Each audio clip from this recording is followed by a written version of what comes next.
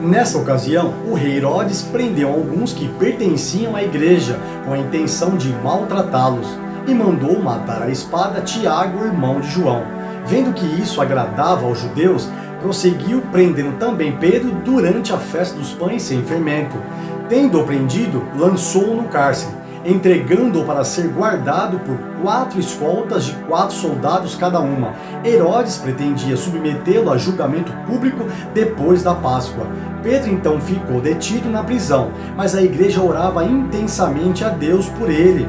Na noite anterior ao dia em que Herodes iria submetê-lo a julgamento, Pedro estava dormindo entre 2 soldados, preso com 2 algemas, e sentinelas montavam guarda à entrada do cárcere.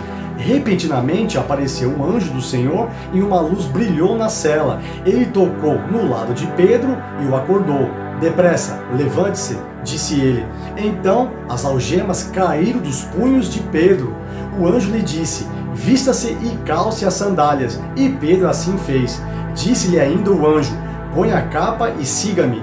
E, saindo, Pedro o seguiu, não sabendo que era real o que se fazia por meio do anjo. Tudo lhe parecia uma visão. Passaram a primeira e a segunda guarda, e chegaram ao portão de ferro que dava para a cidade.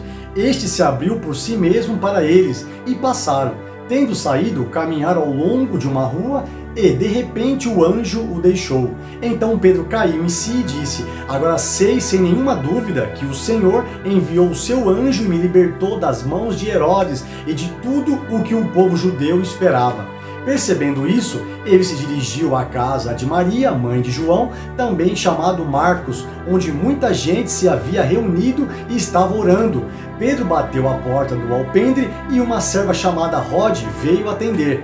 Ao reconhecer a voz de Pedro, tomada de alegria, ela correu de volta sem abrir a porta e exclamou: "Pedro está à porta." Eles, porém, lhe disseram: "Você está fora de si." E insistindo ela em afirmar que era Pedro, disseram-lhe: "Deve ser o anjo dele." Mas Pedro continuou batendo, e quando abriram a porta e o viram, ficaram perplexos. Mas ele, fazendo-lhe sinal para que se calassem, descreveu como o Senhor o havia tirado da prisão e disse: "Contem isso a Tiago e aos irmãos." Então saiu e foi para outro lugar.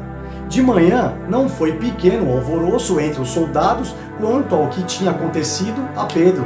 Fazendo uma busca completa e não o encontrando, Herodes fez uma investigação entre os guardas e ordenou que fossem executados. Depois Herodes foi da Judéia para Cesareia e permaneceu ali durante algum tempo. Ele estava cheio de ira contra o povo de Tiro e de Sidom. Contudo, eles haviam se reunido e procuravam ter uma audiência com ele. Tendo conseguido o apoio de Blasto, homem de confiança do rei, pediram paz porque dependiam das terras do rei para obter alimento. No dia marcado, Herodes, vestindo seus trajes reais, sentou-se em seu trono e fez um discurso ao povo. Eles começaram a gritar: "É voz de Deus e não de homem." Visto que Herodes não glorificou a Deus, imediatamente um anjo do Senhor o feriu e ele morreu comido por vermes. Entretanto, a palavra de Deus continuava a crescer e a espalhar-se. Tendo terminado sua missão, Barnabé e Saulo voltaram de Jerusalém, levando consigo João, também chamado Marcos.